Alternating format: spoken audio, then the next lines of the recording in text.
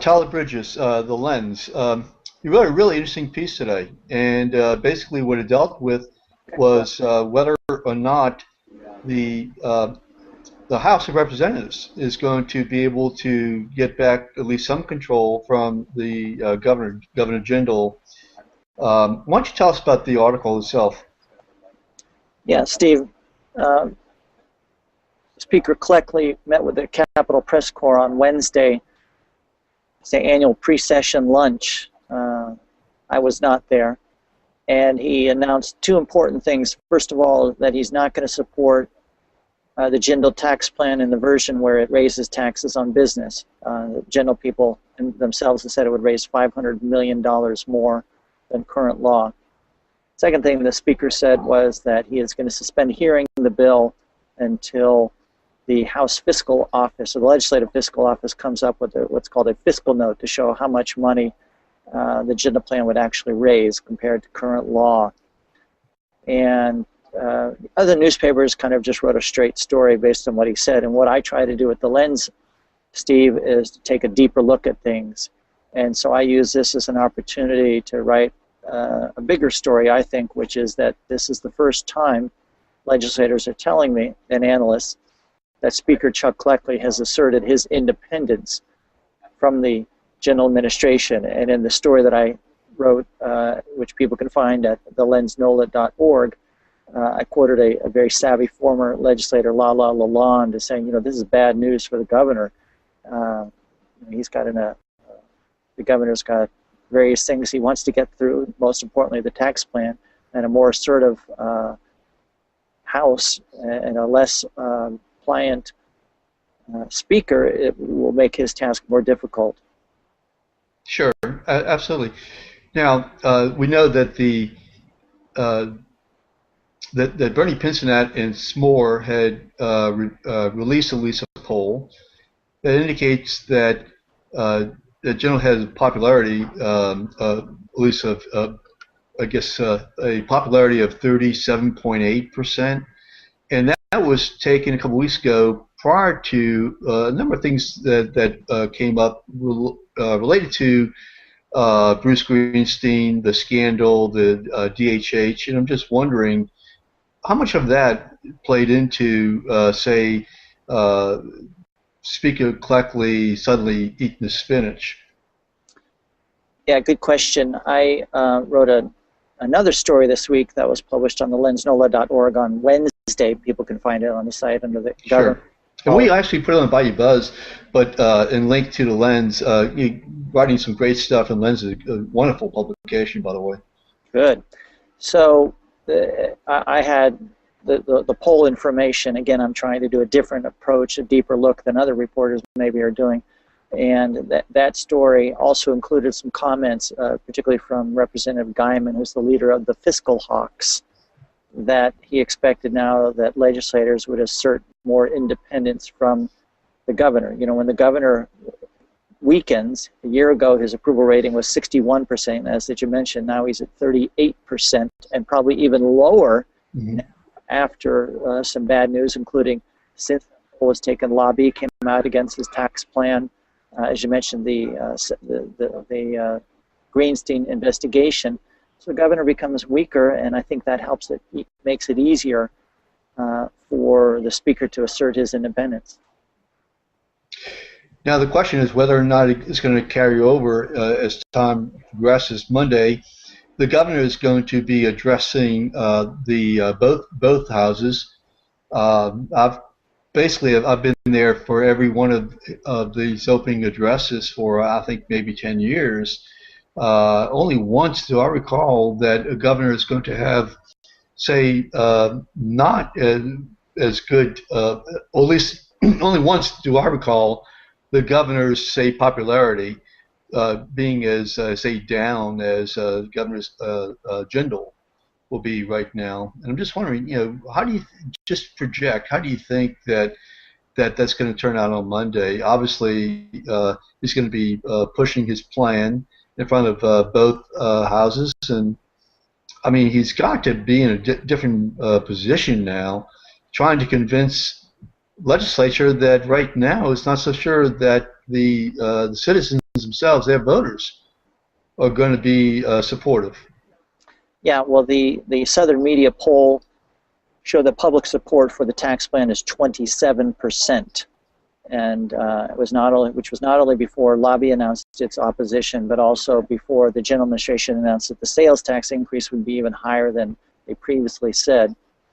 And so Jindal, these days, with his 38% approval rating, that is the lowest of any governor since Kathleen Blanco was after Katrina in 2006. Probably. So that's probably the one time you were referring to when the governor was not very popular when addressing the legislature.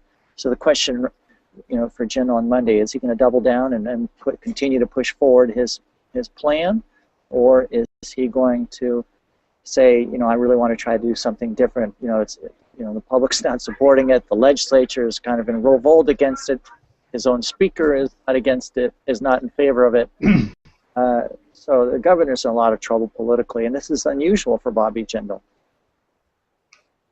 Yeah, and actually, let me put this in perspective, if I may, and then I'll get off the question about the polls and all. But back in 2006, 2007, and so on, I mean, we're talking about a state that was in complete chaos, as any state would be, with that type of devastation due to two hurricanes at the time, Katrina and Rita. And most people, I mean, really were out of their homes, did not know when they'd get back into their homes, didn't know if their families would be coming down, didn't know if they would have jobs, didn't know if they would have their businesses up and running. And do you remember what the polls were at that time, roughly that time? What Blanco's was? Yeah. Yeah, I think she had a 31% approval rating 7 years ago from now. In other words, at the beginning, before the session began in 2006. Interestingly enough, before Katrina hit, Kathleen Blanco's approval rating was 70%. She was the queen bee, absolutely. She was absolutely to re-election, and then Katrina, and you make a good point to mention Rita as well, and she became unpopular. And now Bobby Jindal is heading in that territory. Well, the point I'm really making here is that, at that time, this state was in complete chaos. I mean, we're talking about, schools not being open, houses not being up, at least down here south of Baton Rouge. And, compared to then, now, I mean, we have tremendous certainty. Back then, we did not. Yet Blanco's favorables, her approval, is roughly the same as I believe Jindal's is right now.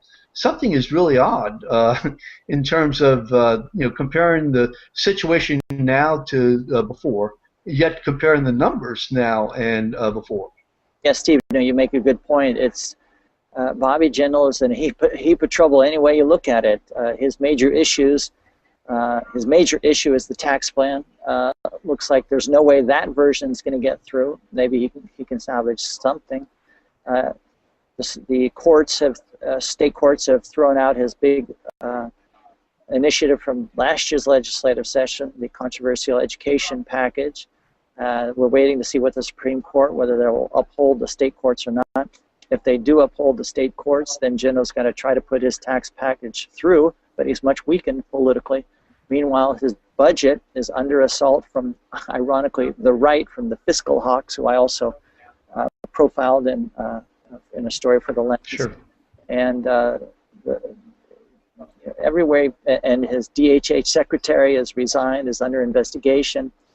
Will that affect the privatization plan on which his budget depends? Bobby Jindal, really for the first time since he was governor, is in a heap of trouble. And he was just in Mississippi doing some fundraising, as I understand, this past week. I think it was Wednesday or Thursday. And I'm just you have to wonder. You know, I mean, obviously, people are. In the point I made before was that people are I think, more upset about things other than their own personal conditions. I think they're upset at Bobby Jindal. I mean, that's my take. I think that it's really just pointed to upset at him. Because otherwise, I mean, why would the numbers be so low? And again, I think the numbers are equal to that of Blanco back in 2006. So I wonder how much of his personal appeal is going, and Bobby Jindal himself is going to be able to get back the voters emotionally. I just really wonder about that. To be able to do those kind of things that he wants to do. The numbers that show us that people in the state think that the cutting has gone too far, particularly of higher ed and colleges and universities, and also the hospital system, medical care. A lot of cuts to poor people. People say no more to that, and I think that's a major. The poll shows that's a major reason why he's lost popularity. The poll also showed that 40% of voters, only 40% support his travels out of the state. So those are the factors that are weighing him down.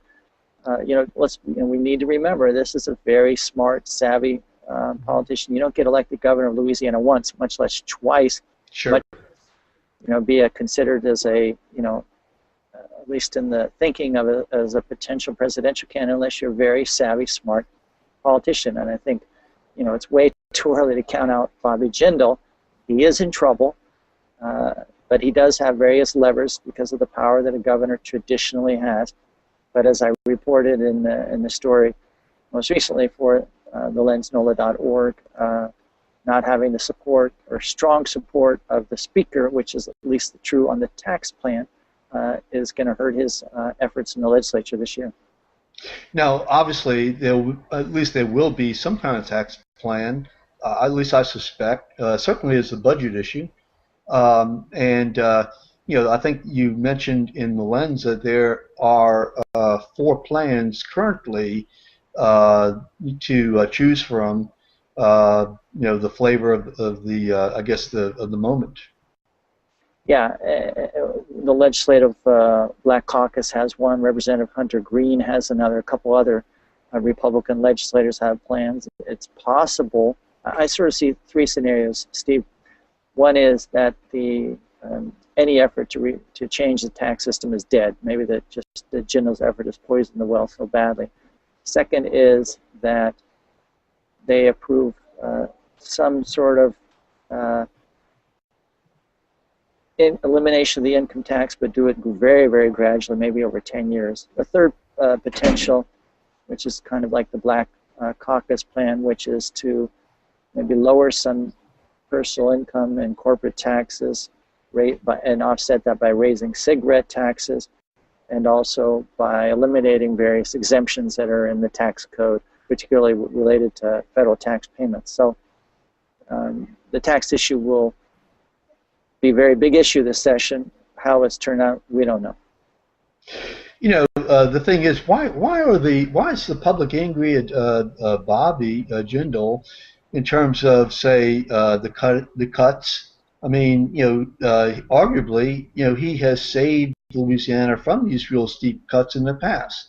As you remember, the House, the Senate, basically, Jindal was a buffer, from the House, and certainly his relationship at the time with Senator Chason, and trying to maintain at least some kind of stability in terms of the cuts, and although the Hawks weren't as strong then as they are now, so yet he's the one getting all of the focus, I think. Do you have any feeling about this? Well, there's been a year of budget cuts, and not just even in the announced budget, but there's the mid-year budget cuts. Sure. And all that's been a lot of publicity. And a lot of times what happens is people say they want less government, but once the cuts start to hit, you know, remember a lot of people in Louisiana either work for government or they get great government benefits, or their kids are at a public university, or they know somebody, or they use the charity hospital system. Once those cuts start to be felt, that makes them unhappy, and that is reflected in the general numbers is that people put the blame on the governor. Sure, and that makes, I mean, that's always the case. Now, just this week, 700 employees are being laid off in 2 weeks in Baton Rouge. Yeah, state hospital, you know, and there's obviously a multiplier effect in terms of people being happy about that as family members. And, you know, it's going to be very interesting to see, Steve, where Bobby Jindal will be able to pull himself back up. Well, Monday is a couple days away. The start of the session. Do you have any kind of prediction in terms of, I mean, we've got 2 months of a pretty nasty session. How do you think it's going to play out, say, at the end of this session? Looking forward, you know, what do you think is going to happen? Let's get a prediction. I don't like to make those kinds of predictions. I try to keep an open mind just to kind of see what direction it's going, and stick to what we do know, which is that Bobby Jindal's in the biggest political fix he's been in as governor. He's now unpopular with a majority of Louisianans for the first time. This has been a popular governor. We've got things through the legislature easily. Not easily, but you know, he got his measures in most cases through the legislature, certainly his principal objectives, and now for the first time he's running into trouble, and his tax plan is in serious trouble. How it will all play out, we'll be watching, and you'll be following it, and I'll be writing about it. Yeah, we'll be connecting again on, if you don't mind, on doing some Bayoubuzz hangouts, reporting from the Capitol. Listen, I really appreciate it. Appreciate your efforts. Appreciate the efforts of the Lens. Everybody can read your articles and read the articles from the Lens. That's lensnola.org. lensnola.org. Am I correct? Yeah, and people could follow me on Twitter at TEG Bridges. TEG Bridges. Right. Okay, Tom. Listen, thanks so much, and let's keep posting. Okay, take care. Bye bye. Bye bye.